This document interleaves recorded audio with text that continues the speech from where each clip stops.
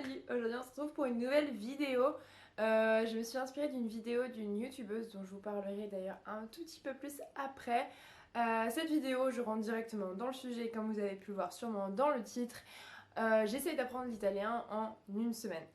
Petit disclaimer directement, forcément je ne suis pas bilingue après une semaine, mais cette vidéo a pour but un petit peu de vous montrer mon chemin d'apprentissage et de vous donner 8 tips qui pour moi ont vraiment changé la manière dont je suis en train d'apprendre la langue et ce qui m'a vraiment évité de faire toutes les erreurs qui m'ont jamais permis de finir par exemple l'apprentissage d'une langue. J'avais voulu recontinuer par exemple à apprendre l'espagnol parce que je l'ai appris à l'école et je le comprends, sauf que je suis en train de le perdre un petit peu. J'avais voulu reprendre, mais bon, ça n'a jamais été concluant. L'indonésien aussi, mais ça faut que je m'y remette. Jamais concluant. Du coup, cette fois, il y a une semaine, mardi dernier, j'ai essayé vraiment de me poser et d'avoir vraiment peut-être une méthode différente, etc. J'ai fait des recherches sur YouTube et je suis tombée voilà, sur une youtubeuse qui expliquer un peu comment elle s'y est prise. Elle avait dit aussi qu'elle s'était inspirée d'un autre youtubeur, donc j'étais allée un petit peu voir et j'ai fait un peu le mix de tout ça. Et j'ai aussi un peu personnifié la méthode avec des choses qui moi me conviennent, qui fonctionnent encore mieux, etc. Aujourd'hui, du coup, j'ai commencé à apprendre l'italien le 5 juillet et aujourd'hui nous sommes le 13, donc légèrement une semaine, un petit peu plus d'une semaine par rapport enfin, voilà, c'est juste légèrement plus d'une semaine, mais je voulais avoir une semaine complète pour voir un petit peu ce que ça donne. Pour vous expliquer un petit peu, l'italien je ne l'ai jamais appris auparavant, que ce soit à l'école ou quoi que ce soit. Je suis avec mon compagnon qui est italien, donc je l'entends régulièrement, on va dire, mais ça me fait pas l'apprendre. Après, il faut savoir que moi j'ai pas du tout une mémoire auditive. Donc en fait, je peux l'entendre régulièrement, mais je ne. Enfin, je connais. Je reconnais par exemple quand des gens sont en train de s'insulter ou quoi que ce soit, mais. Et par exemple, j'ai été aussi avec quelqu'un d'étranger qui parlait notamment arabe tout le temps. Et franchement, je suis incapable de dire des mots dans cette langue. Donc pour moi, ça n'a. Enfin, je veux dire, ça m'a pas du tout aidé puisque j'ai déjà été avec aussi voilà, ma meilleure amie et aussi portugais, enfin brésilienne du coup elle parle portugais et je ne sais vraiment rien dire alors que j'ai passé des années, on est amis depuis presque 20 ans et je ne sais rien dire en portugais. Donc voilà, c'est pour un petit peu vous dire que c'est pas le fait que mon compagnon soit italien, ça m'apprend des choses. J'aurais été en Italie, vivre en Italie, oui, je dis pas, mais là non, on vit à l'étranger, pas en Italie. Donc voilà. Aujourd'hui, je suis en Italie, donc en plus, je me suis vraiment dit, il faut que je m'y mette, c'est le moment.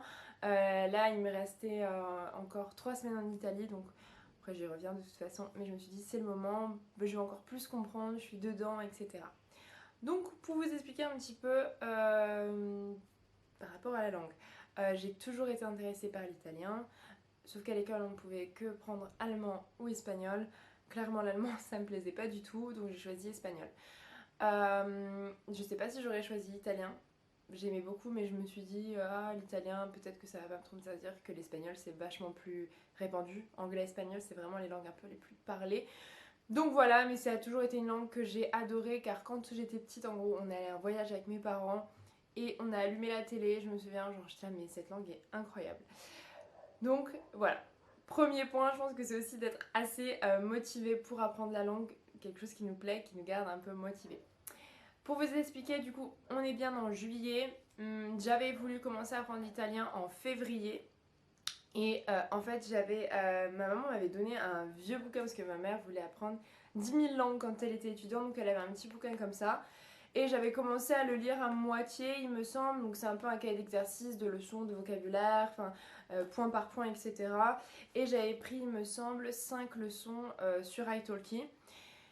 Et puis après, bah, franchement, je travaillais, etc. J'étais pas trop dedans. Et ça c'est un peu. C'est pas aller très loin. Donc voilà, c'est juste pour vous dire que avant de commencer cette semaine, c'est pas genre from scratch, genre c'est pas de rien du tout. J'ai vu deux trois trucs, mais franchement, euh, j'ai peut-être appris deux trois mots ou validé des petits mots que j'étais pas sûre comment. Mais j'ai vraiment pas appris grand chose. et mon professeur sur Italki n'était pas ouf. Donc voilà. Du coup là, 5 juillet, j'ai vraiment commencé et j'ai vraiment une vision de la méthode, j'ai des objectifs plus organisés, etc. Où là, je me sens vraiment mal si je fais rien dans la journée. Du coup, j'ai vu 2 vidéos. Donc j'ai commencé, comme je vous disais, avec la vidéo de Shea Jordan. C'est une américaine et c'est du coup cette youtubeuse qui m'a inspiré cette vidéo, étant donné qu'on n'a pas beaucoup de contenu en fait en français. Du coup, c'était bien, enfin je pensais que c'était intéressant de vous amener un petit peu aussi sa méthode, etc. et de faire un petit peu de contenu francophone. Donc Shea Jordan, elle fait une vidéo où elle apprend l'italien en un mois. Je me dis que peut-être que je ferai aussi une vidéo un mois après, je vais faire une semaine, un mois. Et du coup, elle s'était inspirée du youtubeur Nathaniel Drew, qui lui a fait par contre une vidéo apprendre l'italien en 7 jours. Et ils donnaient un peu leur méthode. Leur méthode est un peu similaire, sauf que Shea c'est sur un mois et Nathaniel c'est sur 7 jours. En gros, ce que j'ai remarqué sur les deux, et c'est un peu le point sur lequel ils incitent et sur lequel ils commencent, ils vont apprendre en fait les 1000 mots les plus communs de la langue. Et je trouve ça super, j'ai jamais pensé. Parce qu'en fait, ce qu'on veut quand on apprend une langue et où on se sent vraiment qu'on progresse, c'est quand on arrive à échanger avec des personnes. Et il y a plein de vocabulaire, par exemple, quand on est à l'école, on fait ça par thématique, les animaux, la cuisine, etc. Mais au final, ça ne représente pas forcément une conversation de routine. Enfin, on ne va pas parler de zèbre ou de lion régulièrement. C'est quand même du vocabulaire assez spécifique et qui ne nous permettent pas forcément de nous exprimer. Donc voilà, je trouvais ça super sympa, je trouvais que c'était vraiment un but. Et ce qui est bien, c'est que ça va vraiment nous introduire plein de mots et on va comprendre beaucoup plus la langue.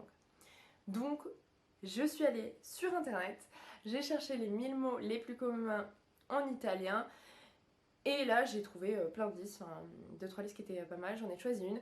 Malheureusement, je n'ai pas pu la trouver en français, donc j'ai dû l'avoir italien, anglais, et j'ai traduit... Du coup, bon, des fois les traductions, ça m'a pris un peu de temps, mais ça c'est un peu le point négatif, c'est que le tableau, je ne l'ai pas trouvé italien-français malheureusement. Pour revenir sur le point du coup des 1000 mots, pour vous dire un petit peu, c'est que par exemple, si vous apprenez l'italien, l'anglais, peu importe, cette vidéo elle est aussi là un petit peu pour vous donner une méthode et peut-être voilà, un plan à suivre. Mais voilà, pour vous dire en gros, l'anglais, il y a à peu près plus de 175 000, 170 000 mots. Et dans une conversation, enfin dans la vie de tous les jours, dans une journée, on va utiliser entre 1000 à 3000 mots. Donc ce que je veux dire, c'est que c'est vraiment des mots qu'on utilise tous les jours. Je sais pas, par exemple, le chemin, la route, la voiture, droit, pouvoir, enfin, tous ces mots-là, en fait, c'est des mots du quotidien et donc ça fait un peu partie des 1000 mots de la langue. Ensuite, du coup, je me suis attaquée donc du coup, j'ai fait ces 1000 mots. Ils avaient pas trop donné de technique, enfin, ils ont juste dit qu'il fallait les apprendre. Moi, j'ai vraiment, comme j'ai une mémoire très photographique, j'ai un petit peu, enfin, je sais pas, c'était assez intuitif. En gros, donc j'ai mis la liste sur ma Kindle parce que je trouve ça plus pratique. Je suis pas tout le temps avec l'ordinateur, etc. Des fois, je vais voir mon compagnon où il travaille, donc comme ça, je peux m'installer un peu partout avec ma Kindle et j'ai ma liste. Ma liste, elle se représente, enfin, je vais vous faire un close-up, enfin, un écran différent où vous verrez un petit peu comment ça se présente. Et j'ai avec moi un cahier. Donc déjà, premièrement, ce que j'ai fait, c'est que j'ouvre ma liste des 1000 mots, je cache la traduction italienne et j'essaye de traduire les mots français en italien.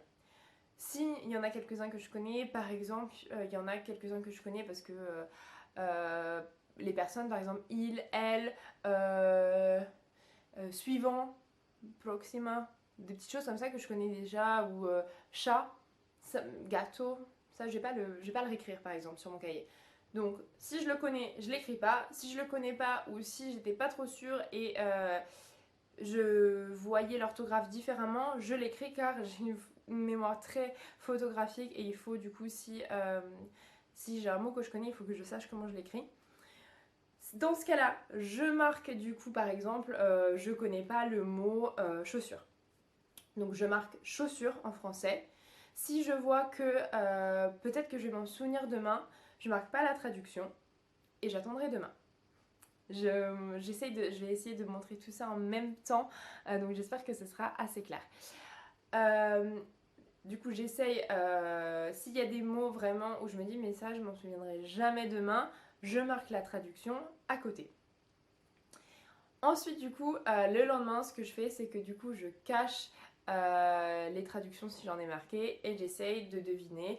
Si je devine, je sais comment il s'écrit, je sais comment on le dit, je mets un petit validé sur le bord de la feuille. Comme ça me permet à chaque fois de me réinterroger sur les choses que je ne sais pas. J'espère que ça aurait été assez clair et j'espère qu'avec du coup ce que je vous montrais en même temps, c'était assez compréhensible. Du coup, ça c'est ce que j'ai fait pendant toute la semaine. J'ai vraiment eu besoin d'une semaine pour apprendre les 1000 mots. J'en faisais à peu près 100 à 180 par jour en fonction de la journée, en fonction du travail, etc. En parallèle, j'ai uniquement appris le présent. J'ai pas du tout eu le temps de faire d'autres temps parce que vraiment les 1000 mots ça m'a pris vachement de temps et je faisais aussi ma vie à côté donc j'ai pas non plus eu assez de temps pour faire d'autres temps donc je n'ai appris que le présent et j'ai fait les verbes les plus communs. Pareil, je crois que j'ai tapé les 20 verbes les plus utilisés donc j'avais avoir, aller, je sais plus ce que aller, faire, enfin tous ces verbes là en fait qu'il faut apprendre, utiliser, qu'on utilise un peu tout le temps. Donc ça j'avais les 20 verbes plus j'en avais rajouté je crois à peu près 4 que j'avais eu dans la liste des 1000 mots et que je trouvais intéressant de voir. Et ça un peu du coup c'était un peu mon planning de la semaine. Par rapport aussi j'ai trouvé un super écrivain qui s'appelle Holly Richard. Holly Richard peut-être en anglais, parce que c'est un américain. Et ce monsieur, il a commencé à apprendre le français, je crois, à 18 ou 19 ans, et aujourd'hui il parle plusieurs langues, presque 10 il me semble. Et en fait, il écrit des livres, enfin des mini-histoires dans la langue qu'on souhaite apprendre. Et par exemple, en italien ou en anglais, il a le niveau du coup débutant et intermédiaire et je trouve ça hyper intéressant. J'avais vu notamment aussi sur internet que c'était vraiment une méthode d'apprentissage de lire des mini-histoires, ça nous permettait vraiment d'apprendre du vocabulaire, etc. En plus, le livre de Lee Richard est vraiment fait pour l'apprentissage. Il a un peu une méthode comment lire le livre. En fait, il y a des mots qui sont en gras et c'est du vocabulaire, par exemple des expressions, des choses qu'on ne va pas forcément pouvoir deviner intuitivement. Et ce vocabulaire, il sera dans le lexique à la fin du chapitre. Donc chaque chapitre, c'est un peu une séquence. Le but, c'est en fait de lire le premier chapitre sans s'arrêter, d'essayer de comprendre. On lit la synthèse. Si on se dit, ah, ce que j'ai compris, c'est par rapport à la synthèse. Ensuite, on relit le chapitre sans avoir vu le vocabulaire. On essaie encore plus de comprendre, peut-être de deviner du vocabulaire, etc. Et là, après, on lit le lexique. Donc c'est vraiment en 2 temps et je trouvais ça super sympa. Ce que j'ai fait aussi, c'est que je suis sur ma Kindle, donc tous les mots de vocabulaire que je trouve intéressants, je les surligne. Et à la fin, en fait, je regarderai le vocabulaire, je le rajouterai donc dans mon cahier ou si je connais la traduction, etc. Voilà, mais en tout cas, je souligne tous les mots de vocabulaire que j'aurais pas forcément intuitivement deviné et ça me permet de toujours ajouter du vocabulaire plus le lexique du livre. Mais en tout cas, je vous conseille à fond ces livres. Je sais pas si c'est très clair, mais en gros, prenez un livre ou une Kindle, tous les mots qui vous semblent un peu difficiles, surlignez-les. Essayez de voir la traduction. Et ce que je fais, c'est que je l'ai marqué sur un cahier, pareil. Je marque pas la traduction, j'essaie de deviner. Et si je l'ai pas, je marque la traduction, j'essaie de m'en souvenir le jour d'après, etc. Toujours la répétition, la répétition. En podcast, j'ai un podcast que j'aime bien, c'est le seul que j'ai trouvé que j'aime bien, qui est assez long, c'est pas 1 minute, parce que j'ai trouvé plein de podcasts, 1 minute, 2 minutes, mais c'est pas, j'ai pas envie tout le temps de chercher, etc. J'ai envie d'avoir un épisode un petit peu plus conséquent. J'ai trouvé Coffee Break, Et je crois que Coffee Break, ils ont justement des podcasts pour les gens qui apprennent en fait l'anglais, l'anglais, enfin qui apprennent des langues, donc là en italien, en anglais, etc. Donc je vous conseille Coffee Break. Pour Netflix, j'ai la série aussi que Shea Jordan, elle avait conseillé, qui s'appelle Baby. C'est très très bonne série. Je ferai peut-être une vidéo à part après sur les séries ou les films que j'ai regardés pour l'italien. Là, c'est pas le but de la vidéo, mais en tout cas, ce que je vous conseille et que moi j'avais fait et qui n'est pas bon. En gros, ne prenez pas une série américaine que vous mettez en italien avec les sous-titres italiens, parce que le problème, c'est qu'en fait, ce qu'ils disent, enfin les personnes qui font la voix italienne et les sous-titres des fois souvent d'ailleurs ne correspondent pas, donc en fait on entend quelque chose, on sait que c'est pas ce qui est marqué, mais du coup c'est pas l'idéal pour apprendre la langue, donc je vous conseille pas du tout. C'est ce que j'ai fait et franchement c'était pas du tout bénéfique. Je vous conseille vraiment de prendre une série italienne, et là où les sous-titres vont vraiment correspondre à ce qu'ils disent. Et par exemple Baby, donc c'est une série qui se passe à Rome avec donc des acteurs italiens, et vraiment la traduction elle est exactement ce qu'ils disent, donc on peut vraiment suivre en temps, et c'est beaucoup beaucoup beaucoup mieux. Par exemple, ce que je vois souvent là dans la série, je sais pas, par exemple, il dit ah euh, je je ressens quelque chose pour toi, et il va dire ah j'ai des sentiments pour toi. Forcément, c'est la même chose, mais la traduction est pas forcément pareille, et des fois ils peuvent vraiment changer le type, enfin la phrase. Donc voilà, très très important de pas prendre une série américaine ou quoi que ce soit, c'est vraiment pas l'idéal. Après, en application, j'en ai pas beaucoup et j'en utilise pas vraiment pour l'instant. J'ai utilisé un tout petit peu une application, et aussi, on peut l'utiliser en appli ou sur l'ordinateur. Je préfère sur l'ordinateur personnellement, mais ils ont aussi du contenu directement accessible sur l'application qui s'appelle Linku. Ling et Q. Voilà, Linku. Je sais pas comment on prononce. Ils ont plein de méthodes d'apprentissage qui sont vraiment intéressantes. Notamment, ils fonctionnent avec de la lecture de texte, ils les soulignent, enfin une méthode vraiment d'apprentissage visuel, de répétition. Ils ont des podcasts, ils ont plein de contenus. C'est un outil assez complet. J'en ferai peut-être une vidéo plus tard aussi quand je saurai plus m'en servir et si vraiment je l'utilise énormément. Mais en tout cas, je vous invite à regarder un petit peu. Je trouve que c'est vraiment pas mal. Contrairement à Duolingo qui pour moi me ferait perdre vraiment beaucoup de temps. Enfin, on apprend du vocabulaire qui sert pas vraiment, c'est pas vraiment une méthode. Donc j'ai essayé, mais c'est aussi un des trucs qui m'a fait perdre la motivation ou pas avancer, donc je le recommande pas forcément. Du coup, je voulais un petit peu récapituler les différents points qui m'ont permis d'apprendre la langue assez rapidement. Et je terminerai aussi par vous dire peut-être quelques petits trucs en italien. Mais voilà. Du coup, au final, il y a 9 points. Donc c'est un petit peu la méthode et les tips que je vous recommande de faire. Premièrement, il faut être motivé par la langue, que ce soit une langue qui nous intéresse, inspire, la culture ou quoi que ce soit, enfin vraiment qu'on ait une motivation pour apprendre la langue. Deuxièmement, c'est vraiment de regarder peut-être des vidéos, des news, etc. si vous ne connaissez pas du tout la langue, mais qu'elle vous intéresse, de regarder peut-être avant de se lancer complètement dans les 1000 mots, etc., de regarder des vidéos, des news, juste pour écouter, entendre, se mettre dans le bain, on va dire, et ensuite même peut-être la première journée, faire 1 heure, juste 1 heure, 2 heures d'écouter juste des vidéos, des choses, etc. pour juste un petit peu appréhender la langue, et peut-être le lendemain de vraiment commencer. Moi, c'est ce que je recommanderais. Parce que c'est difficile de se plonger dans une langue comme ça, à l'écrit, si on l'a pas entendu. Enfin, je trouve que c'est une bonne introduction de rien faire, de juste l'écouter, de juste voir est-ce que je comprends des trucs, est-ce que c'est vraiment différent, comment il s'exprime, le ton, etc. Enfin, juste de se mettre un petit peu dedans. Ensuite, troisièmement, je commencerai avec donc avoir un plan, une méthode, un objectif, voilà, que ça reste assez flexible, mais d'avoir quand même une idée de ce qu'on veut faire, où on veut aller dans un mois, ou enfin qu'est-ce qu'on doit dire, où on voit son niveau, etc. Quatrièmement, c'est les 1000 mots, d'apprendre les 1000 mots les plus communs de la langue. C'est life changing, genre vous allez regarder des séries, des vidéos, vous allez vachement plus comprendre. Ensuite, le 5e point, c'est d'apprendre les verbes au présent, simplement. Les 20 verbes aussi les plus communs et plus quelques petits verbes qui pourraient vous servir par rapport à la manière dont vous vous exprimez par exemple.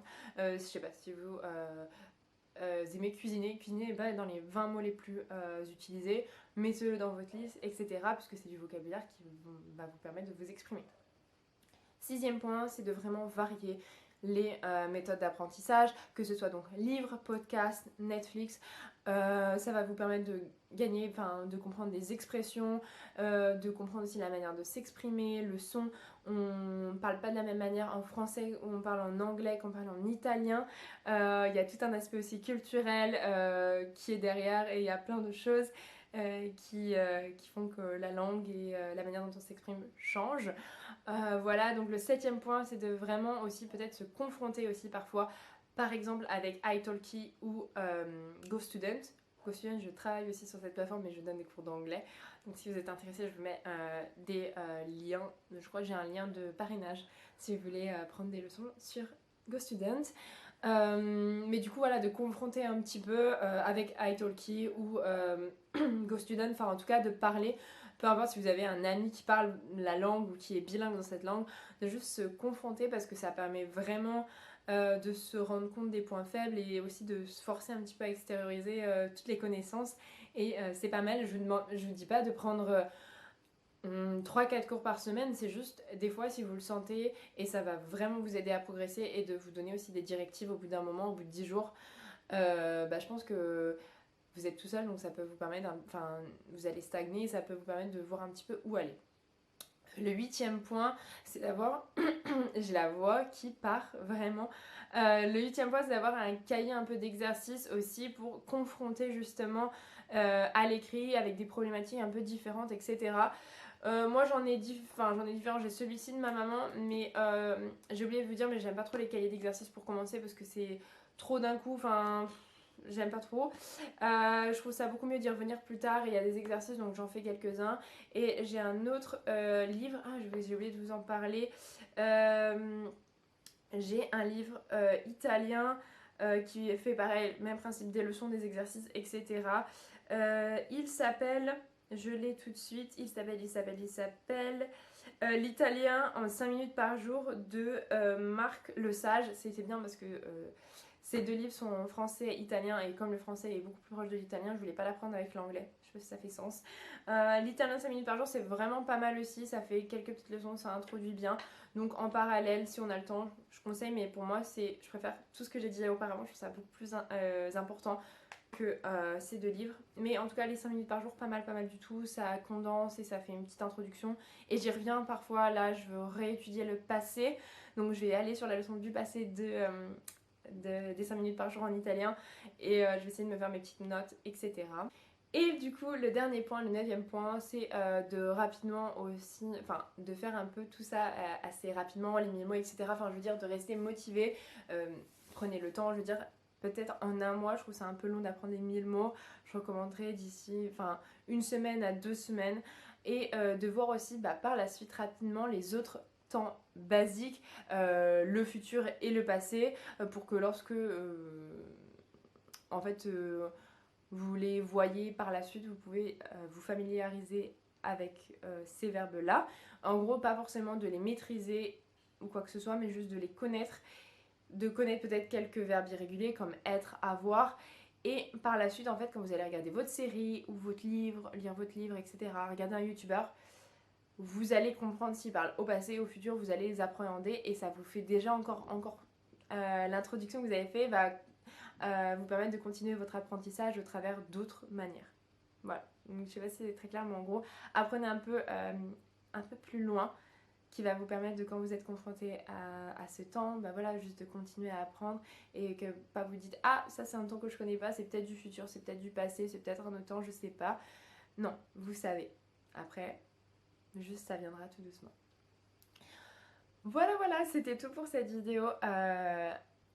Pour mon apprentissage de l'italien, mais vous pouvez complètement l'adapter à la langue que vous souhaitez apprendre. Dites-moi tout du coup en commentaire.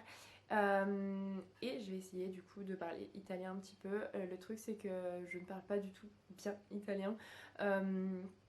Parce que je comprends maintenant, là, par exemple la série Baby, je comprends, j'allais parler en anglais, 75%, mais parler ça prend toujours un peu plus de temps. J'ai pas préparé enfin j'ai rien préparé en fait, donc je vais y aller juste en impro et vous verrez ce que je maîtrise un peu soso. Allora, mi chiamo Chloé, ho 26 anni, sono francese e sto studiando italiano da una settimana e mi piace moltissimo. Ho guardando una serie, Baby, e questa serie è buonissimo. Yeah, penso che basta, non lo so che può dire. Si. Hey, c'est la Chloé du futur, je viens juste faire une petite arrivée comme ça parce que je vois que j'ai fait genre deux trois erreurs qui me paraissent horribles. Et on est déjà, enfin on est que le lendemain en fait, j'ai pas, enfin j'ai rien fait en italien, mais genre j'ai dit pienso je crois alors que c'est penso. Après j'ai dit venti mais je suis pas sûre si j'ai dit venti ou benti. Je pense pas que j'ai dit benti mais mon accent est so-so. Et il y a un autre truc aussi que j'ai dit, ah oui j'ai dit puo et je crois que c'est posso. Donc voilà, moi je voulais pas vous dire, après je voulais pas vous faire un truc hyper préparé et tout, je voulais vous montrer un peu la réalité du tac au tac, un peu en improvisant, parce que c'était ça qui m'intéressait. Et voilà, c'était juste pour vous montrer un peu la réalité. Forcément, j'ai pas révisé 8 heures par jour, j'ai dû réviser entre 30 minutes, 1 heure par jour. Donc voilà, un peu plus des fois si je regarde une série ou quoi que ce soit. Mais voilà, c'est juste pour vous dire que là, je voyais des erreurs quand je parle et ça me perturbait. Voilà, je vous laisse avec la vidéo. Voilà, du coup, c'était un peu tout. Je savais pas trop quoi dire. Et c'est un peu difficile parce que c'est vrai que je n'ai pas. Enfin.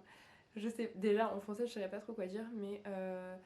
C'est vrai que je suis un peu encore timide et parce que je pense que je parle pas assez la langue, donc je suis vite assez overwhelmed, like, genre je commence à être un petit peu nerveuse quand je parle cette langue puisque je la maîtrise pas totalement, mais c'était pour vous montrer un petit peu et c'était aussi pour vous dire qu'en une semaine, enfin vous attendez pas des résultats de fou, mais moi ce que j'ai vraiment remarqué c'est ma compréhension et je commence déjà à être un petit peu plus sûre de moi, des petites choses où je peux répondre simplement, donc je vois déjà une grosse amélioration. C'est la fin de cette vidéo, je pense qu'elle aura déjà été vachement trop longue, donc j'espère qu'elle vous aura plu et je vous retrouve pour une prochaine vidéo.